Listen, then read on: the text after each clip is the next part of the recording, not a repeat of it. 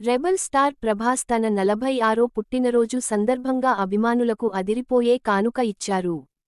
ఆయన హీరోగా హను రాఘవపూడి దర్శకత్వంలో తెరకెక్కుతున్న చిత్రానికి ఫౌజీ అనే టైటిల్ను ఖరారు చేశారు.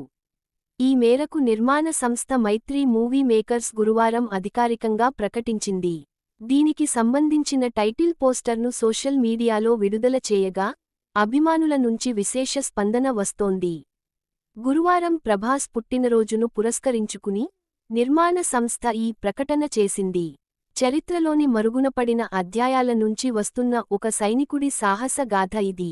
రెబల్ స్టార్ ప్రభాస్కు పుట్టినరోజు శుభాకాంక్షలు అంటూ పోస్టర్ను పంచుకుంది. ఈ పోస్టర్లో ప్రభాస్ పవర్ఫుల్ లుక్లో కనిపిస్తుండగా ఆయన వెనుక బ్రిటిష్ జెండా మంటల్లో కాలిపోతున్న దృశ్యం సినిమాపై అంచనాలను పెంచుతోంది.